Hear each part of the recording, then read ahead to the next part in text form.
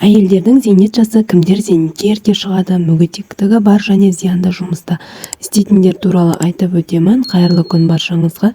Әйелдердің зейнет жасы 2018 жылға дейін ана-апаларымыз құрметті демалысқа 58 жасында шығатын, бірақ үкімет ерлер мен әйелдердің зейнет жасын теңестіреміз деп зейнетке шығу жасын көтеру туралы шешім қабылдады.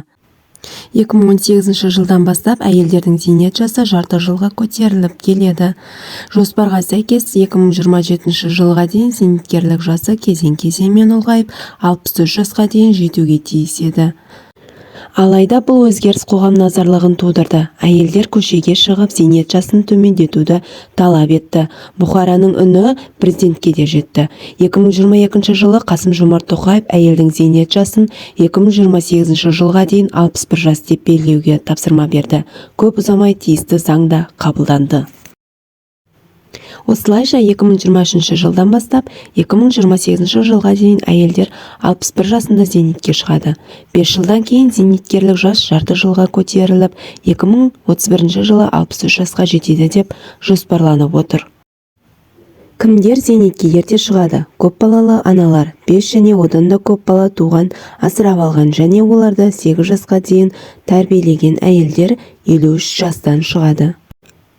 Семей полигонының тұрғындары Семей ядролық сынақ полигонының төтенше және ең жоғарғы радиациялық қатер аймақтарында 1949 жылы 29 тамыз бен 1963 жылғы 5 шілде аралығында кемінде 5 жыл тұрған қазақстандықтар, ерлер 50 жастан, әйелдер 45 жастан шығады.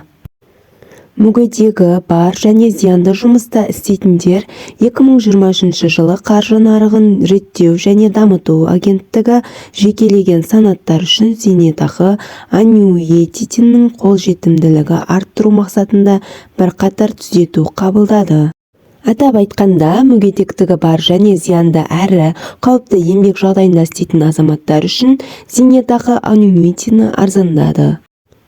Осылайша 2023 жылы 55 жастағы ер адамдар үшін зейнетақы аннуитеті 8 миллион теңгеден, бірінші топтағы мүгедек үшін 2,4 миллион теңгеге, екінші топтағы мүгедек үшін 3,4 миллион теңгеге, үшінші топтағы мүгедектік үшін 4,4 миллион теңгеге, зиянды және қауіпті жұмыста істейтіндер үшін 5,3 миллион теңгеге дейін төмендеді.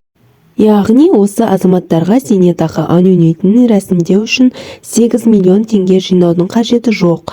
БЖЗқ-дағы шотында жоғарыда көрсетілген сома болса жеткілікті. Сондай-ақ сақтандыру төлемдері де ұлғайтылды. Сақтандыру төлемдерін индекстеу мөлшерлемесінің ең аз мөлшері 5%-тен 7%-ке дейін, ал кірістілік мөлшерлемесінің ең жоғарғы мөлшері 6%-тен 9%-ке дейін артты. Берген ақпараттың пайдалы болса, арнаға жазылып, лайк басып қолдап қойыңыздар. Назарларыңызға рахмет.